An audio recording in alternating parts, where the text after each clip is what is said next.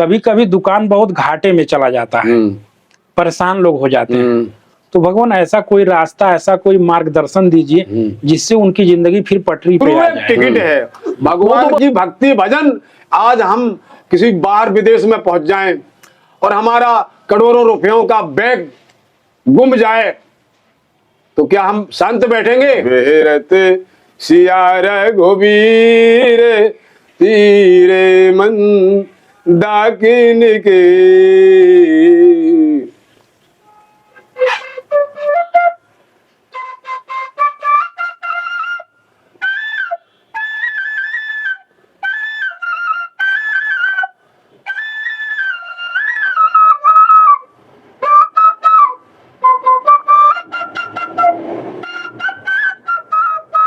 किया था तो राम जी ने कहा जो गलत काम करेगा उसको मारने में कोई पाप नहीं लगता है।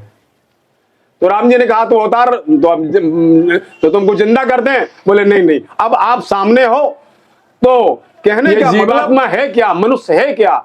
मनुष्य नहीं है, शरीर नहीं है, तो 5 तत्व का बना है। ये शरीर 5 तत्व का बना है। क्षित जल पावक गगन समीरा पंच रचत है अधम शरीर। हमारे रामायण में लिखा है आकाश वायु के सब साथी दुख में न कोई। ये बात याद रखो तो भगवान का भजन करो, रात दिन कहीं भी रहो, भगवान तुम्हारा सीधा आकर के हाथ पकड़ लेंगे। जब भगवान का नाम का जाप करोगे सीधा हाथ पकड़ लेंगे, तुमको दुख नहीं होने देंगे। राधे राधे दोस्तों, स्वागत है आपका अपने YouTube चैनल संतों के चरणों में। साथियों, जैसा कि आप लोग को पता है, हम लोग जंगलों, पहाड़ों, गुफाओं एवं कंदराओं में घूम घूम करके साधु संत महात्माओं का दर्शन करते हैं और उनके अमृत रूपी सत्संग को अपने वीडियो के माध्यम से आप लोगों तक पहुंचाने की कोशिश करते हैं। और दोस्तों,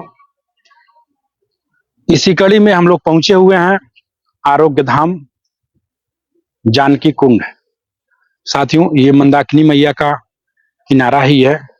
और दोस्तों, हम जिन संत महाराज का दर्शन कराने वाले हैं उनका वीडियो हम इसके पहले बना चुके हैं, उनके सत्संग को अपने YouTube चैनल के माध्यम से डाल चुके हैं। साथियों, आप लोग जाकर वीडियो देख सकते हैं दोस्तों।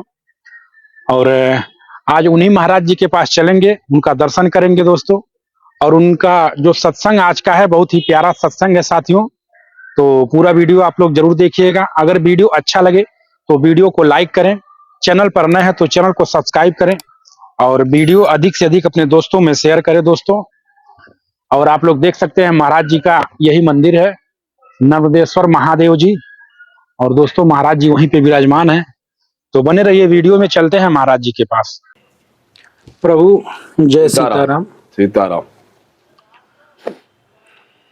दोस्तों, महाराज जी का वीडियो इसके पहले हम बना चुके हैं और महाराज जी का जो सत्संग था इतना प्यारा था, आप लोग इतना पसंद किए कि हमको महाराज जी के पास दोबारा आना पड़ा।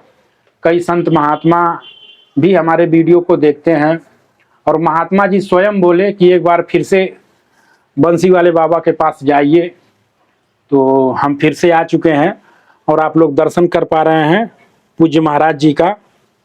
और महाराज जी आप लोगों को आशीर्वाद भी दे रहे हैं सभी दर्शकों को।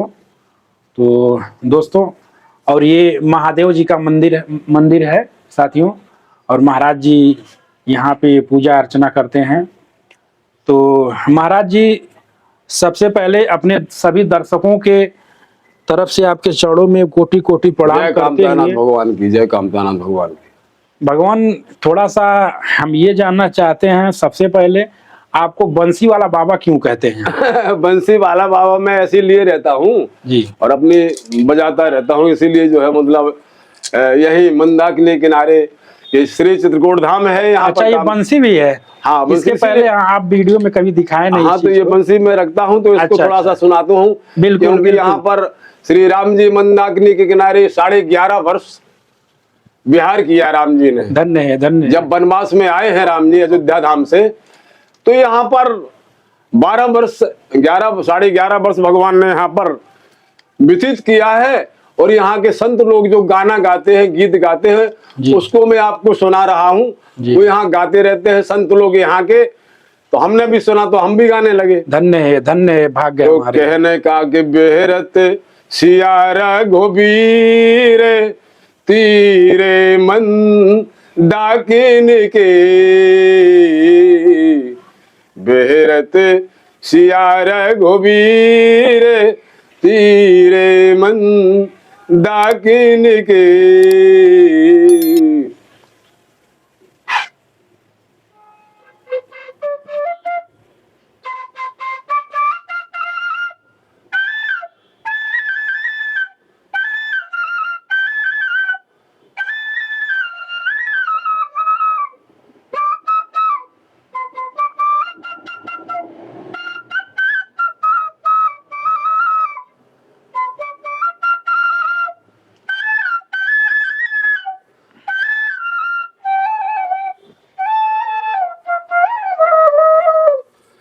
राम जी के संग सियाजू विराज, सियाजू के संग राम जी विराज, संग लखन रणधीर तीरे मंदाकिन के।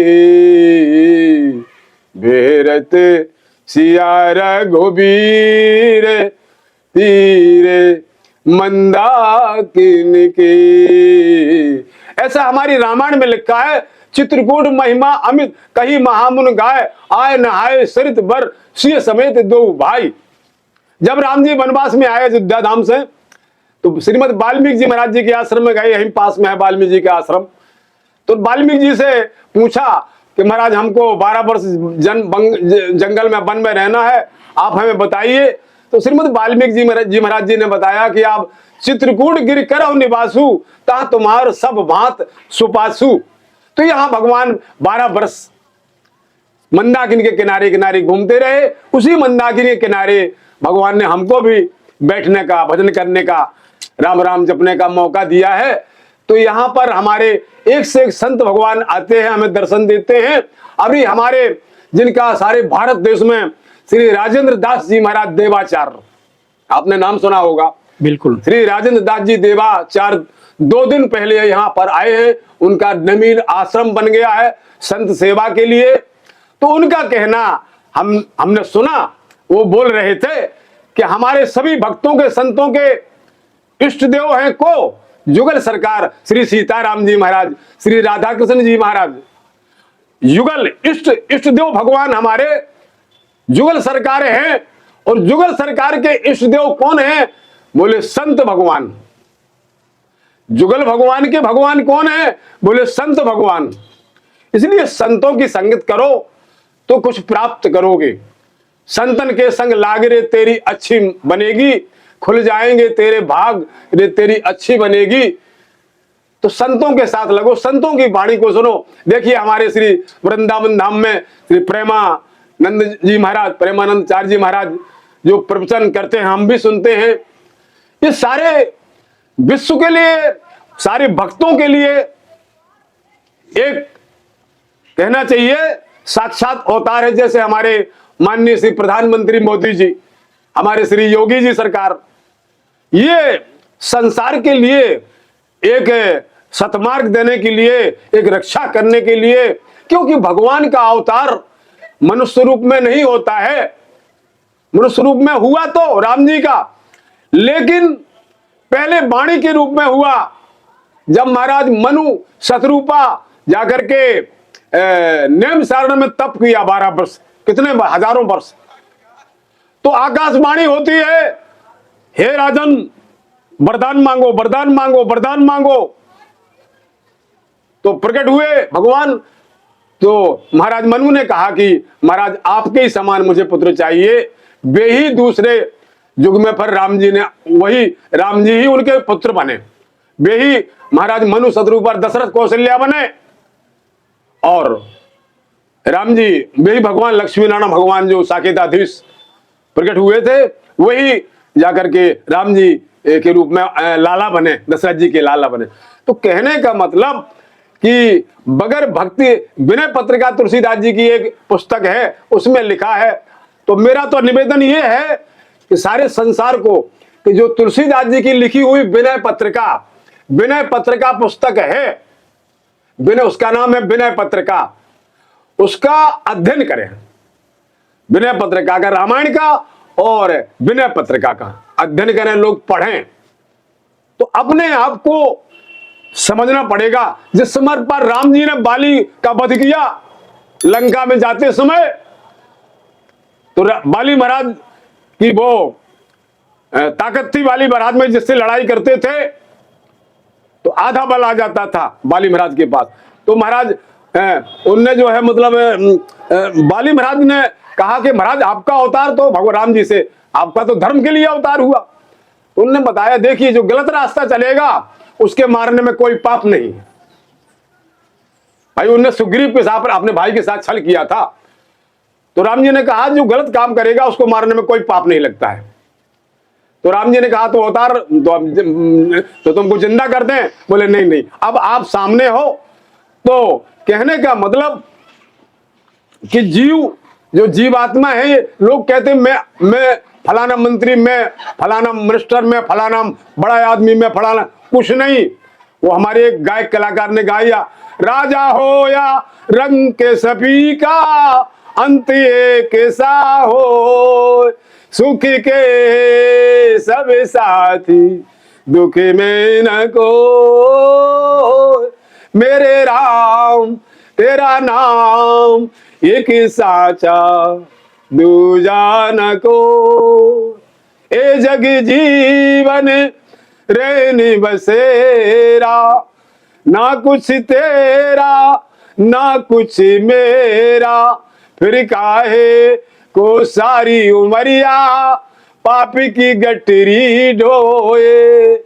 कहने का मतलब कि भजन बिना गत नहीं, जर जाए जिभ्या पापनी, श्री राम के बिना जर जाए जिभ्या पापनी, श्री राम के बिना, राम के बिना, भगवान के बिना, घनश्याम के बिना।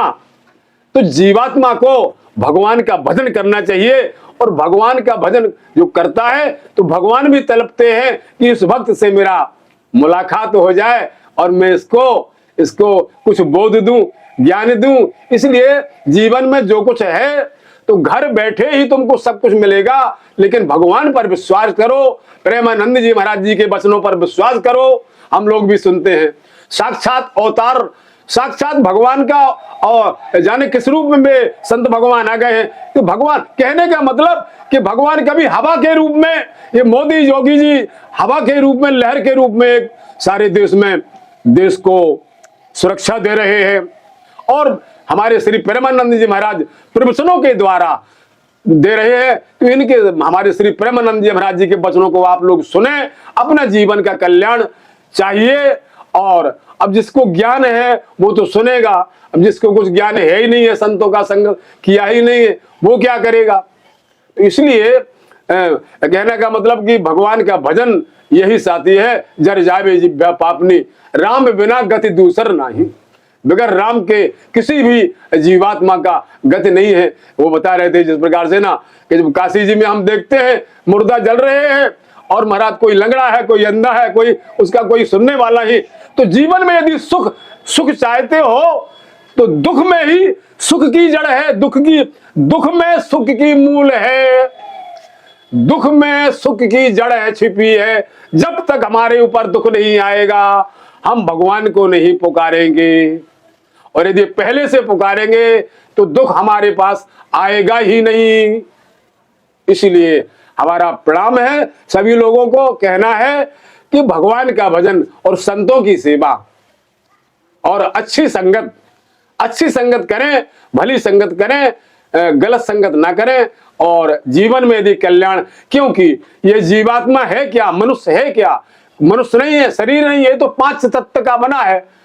ये शरीर 5 तत्व का बना है, क्षित जल पावक गगन समीरा, पंच रचत है अधम शरीर, हमारे रामायण में लिखा है।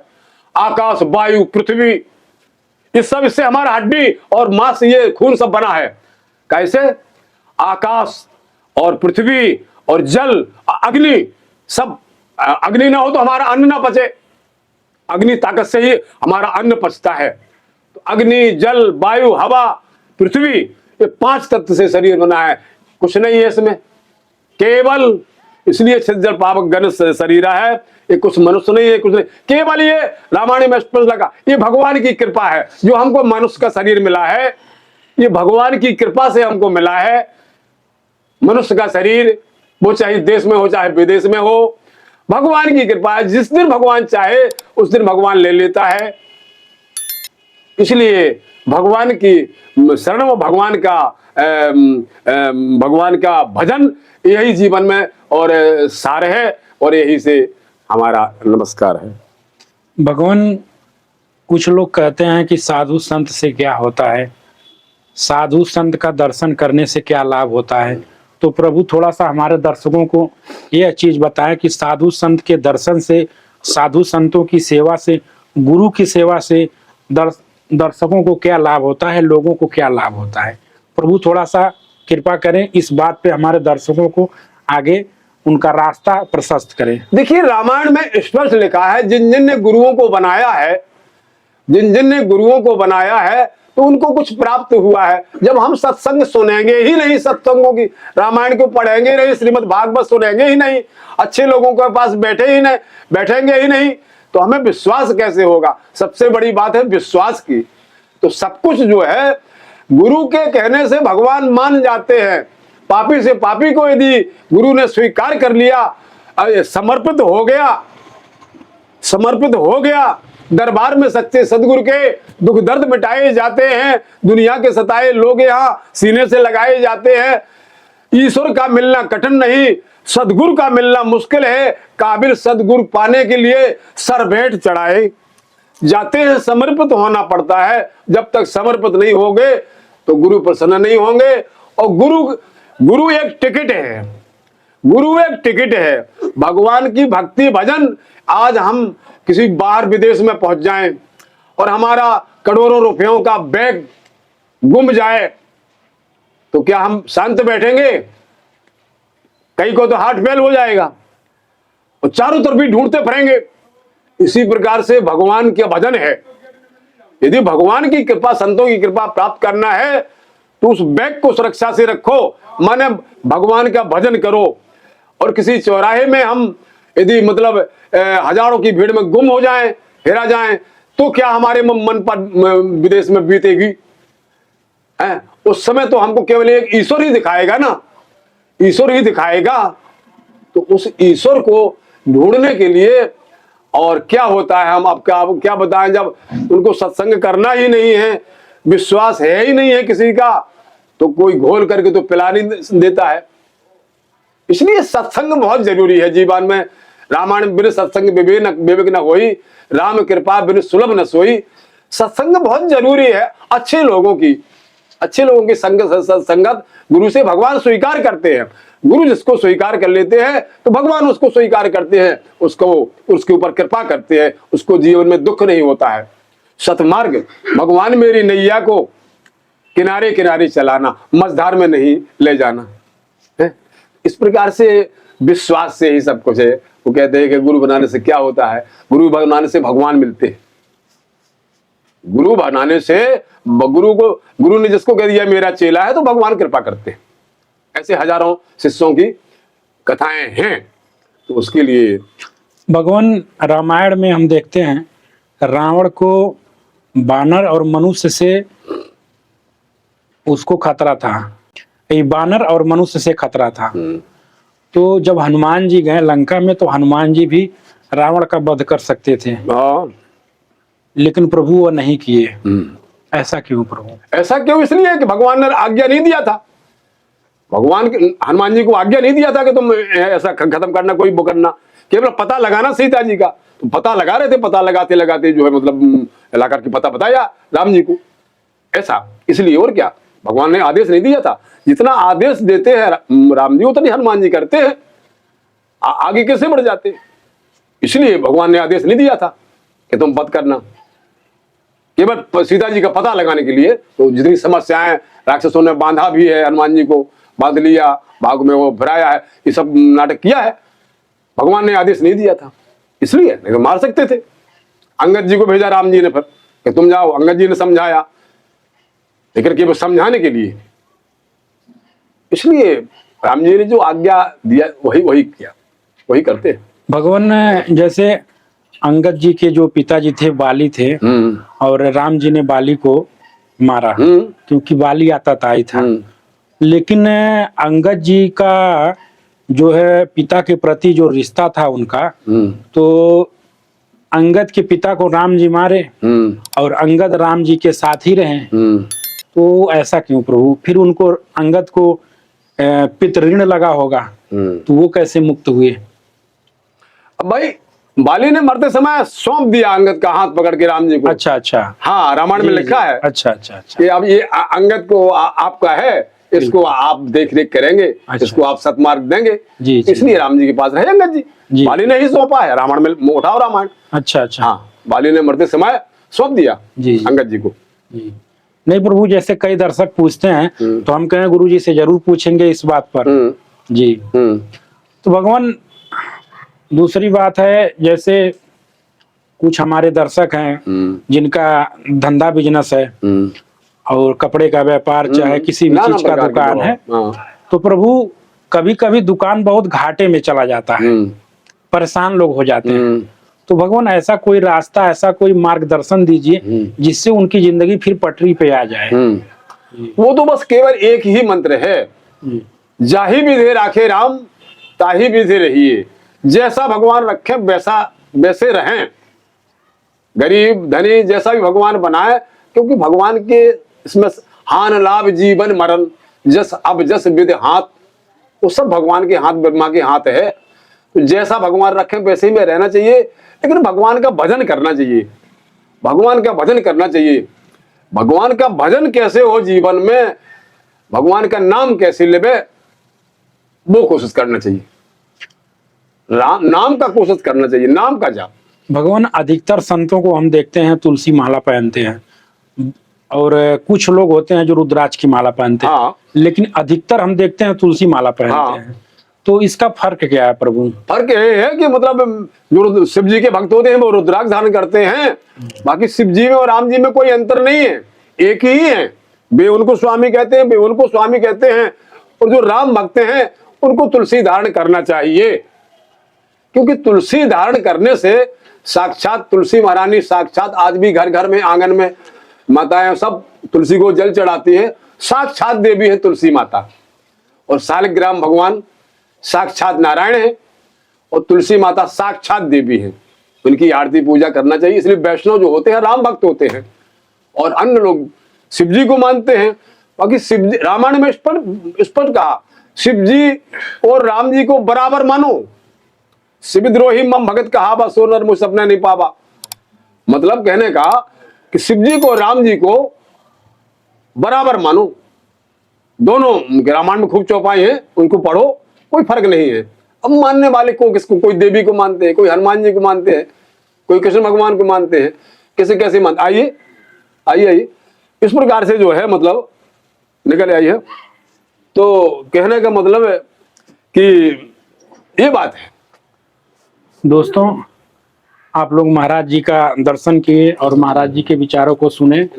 और दोस्तों, इसी के साथ महाराज जी सभी दर्शकों के तरफ से आपके चरणों में केवल एक ही है कि सुख के सब साथी दुख में ना कोई, सुख के सब साथी दुख में ना कोई, ये बात याद रखो। तो भगवान का भजन करो, रात दिन कहीं भी रहो, भगवान तुम्हारा सीधा आकर के हाथ पकड़ लेंगे। जब भगवान का नाम का जाप करोगे, सीधा हाथ पकड़ लेंगे, तुमको दुख नहीं होने देंगे। ये बात है। जय श्री राम।